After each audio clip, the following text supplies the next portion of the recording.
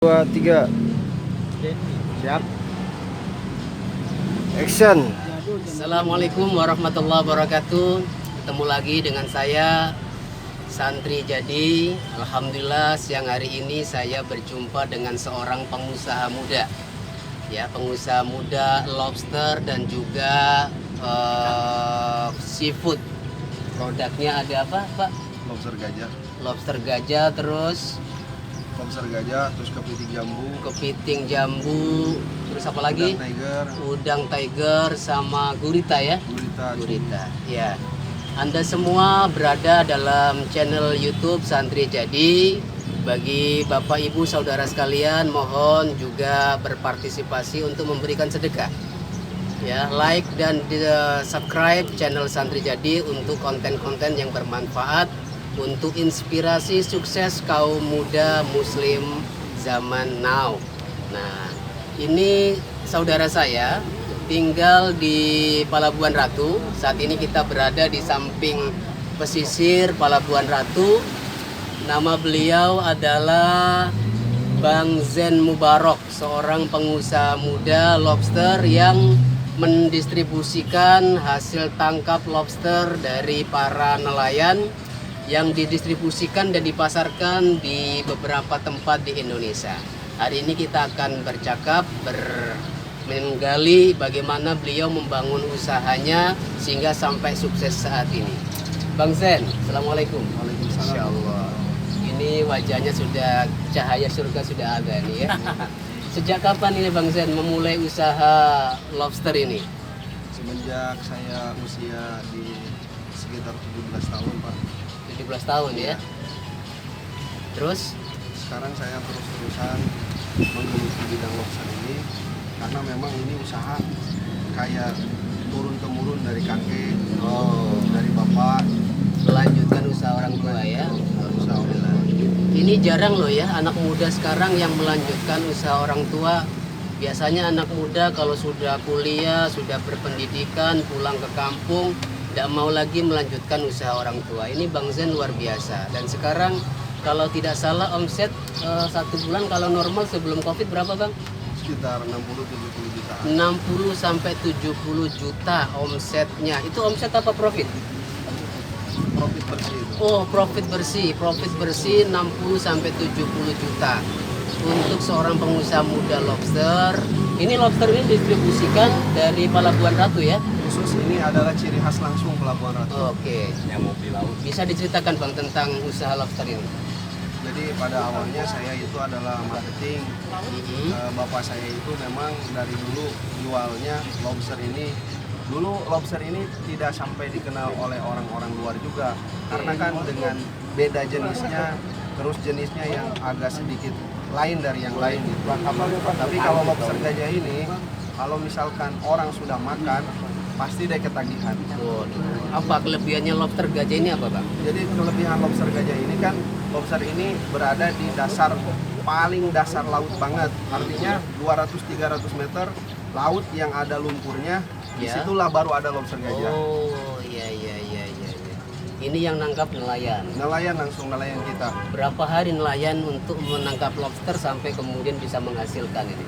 Sekitar berangkat itu kalau misalkan hari Senin, pulang lagi sekitar hari Senin, dari 7 hari sampai 10 hari. Oh, penangkapan itu berlangsung. 7 hari sampai 10 hari nelayan di laut. Iya. Untuk menangkap lobster ini. Satu kali nelayan berangkat satu kapal dalam 7 sampai 10 hari berapa biasa tangkapannya? Kalau biasanya normal itu 300 kilo, 400 kilo. 300 kilo, 400 kilo ya. Ini ada berapa kapal ini yang dikelola sama Bang Zen? Sampai sekarang baru 5 atau 6 kapal gitu. 5 sampai 6 kapal. Dan saudara sekalian, ini Bang Zen, ini merupakan anak muda yang mensuplai lobster untuk beberapa wilayah di Indonesia, di Bali ya Bang ya, Bali, Solo, Jakarta, terutama Jakarta, itu satu-satunya yang mensuplai lobster itu adalah Bang Zen ini. Nama perusahaannya, nama usahanya apa Bang?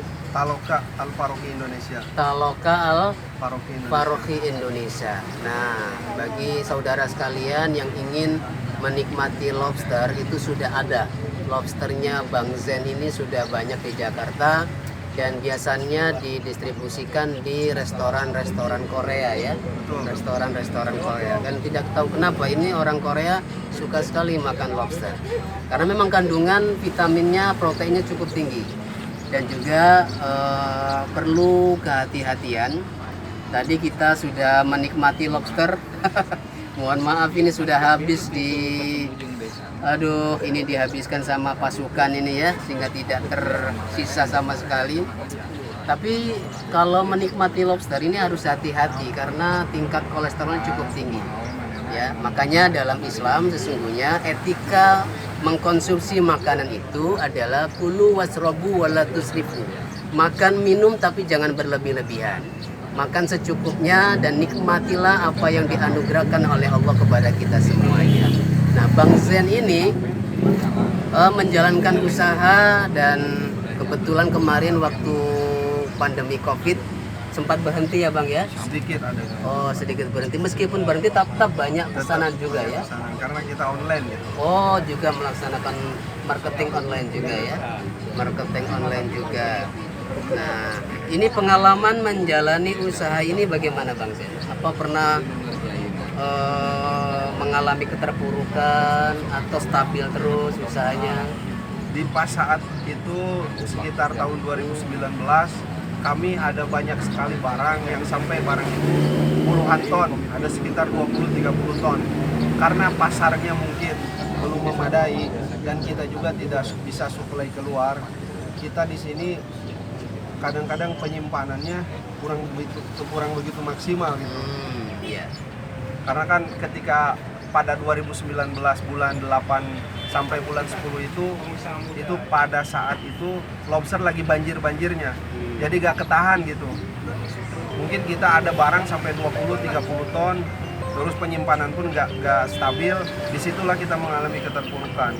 Makanya pada saat ini saya harus mempersiapkan lebih-lebih lagi supaya bagaimana caranya si lobster ketika banyak akan lebih higienis, akan lebih baik kualitasnya dibanding tahun-tahun kemarin gitu. Sempat rugi juga ya? Sempat rugi juga. Nah, kalau sekali rugi itu sampai 1 miliar, 2 miliar gitu. Bagaimana perasaannya ketika terpuruk dalam kerugian itu? Nah, itu sudah biasa. Inilah saudara ya, jiwa pengusaha itu, struggle, kekuatan untuk menjalani usaha. Namanya usaha ada waktu berkembang, ada saatnya turun, ada jatuh, itu sudah yang biasa. Tapi seorang yang memiliki jiwa usaha, saat tumbuh usahanya bersyukur, ketika jatuh pun mengalami kerugian, itu tidak menghabiskan semangatnya. Usaha boleh rugi, tapi hati tidak boleh rugi. Dengan demikian selalu stabil bahwa Allah yang memberikan rezekinya. Nah, kalau kita pahami saat ini lobster ditangkap dari lautan dalam. Yang kadang-kadang kita juga tidak tahu ada berapa lobster yang ada di dalam lautan. Karena Allah memberikan rezekinya sehingga ini Bang Zen punya motivasi yang kuat untuk menjalani usaha ini dan sekarang cukup sukses. Nah, bagi saudara sekalian yang ya ingin menikmati lobster, silakan datang ke pantai. Ini namanya pantai apa? Pantai Pelabuhan Ratu. Pantai Pelabuhan Ratu, sambil menikmati laut juga menikmati lobster. Nah, ini lobster tangkapan Bang Zen ini. Tangkapan Bang Zen ini luar biasa. Tadi kita menikmati, subhanallah, kita nikmat sekali. Nah, kira-kira sekarang Bang Zen, rencana ke depan bagaimana ini untuk usaha lobster Bang Zen ini? Kebetulan kita sudah ada kontrak juga dari luar, pesanan. Luar itu luar negeri? Iya, luar negeri. Oh, diekspor ya? Dia diekspor untuk ekspor mereka Di ke beberapa negara gitu. negara mana saja ekspornya? Korea, Jepang, Korea, Jepang, kadang Perancis. Perancis. Iya. Wow, luar biasa ya. Masih muda tapi sudah visinya jauh ke depan ya.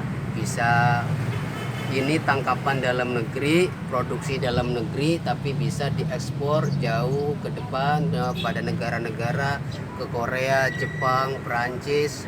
Ini subhanallah luar biasa. Ini harus menjadi inspirasi buat kita semua, anak muda, generasi milenial yang saat ini sudah mau memulai usaha. Ayo jangan takut, mulai saja. Ada satu quote yang bagus dari pendiri Alibaba, namanya Jack Ma. Jack Ma itu bilang begini, Anda itu tidak harus menjadi yang terbaik, tapi jadilah yang pertama. Kalau menjadi pertama, ya memulai usaha, kemudian mulai bangkit dan tumbuh, ya meskipun tidak terlalu baik. Seperti Bang Sen tadi pernah mengalami kerugian hampir 1 miliar. Tetapi karena ini usaha yang tadi disampaikan, bahwa untuk suplai lobster ke beberapa kota ya di Indonesia, di Jakarta, di Bali, itu dari sini, dan itu semuanya ditangani oleh Bang Zen ini. Luar biasa Bang Zen ya. Alhamdulillah. Alhamdulillah. Ini ada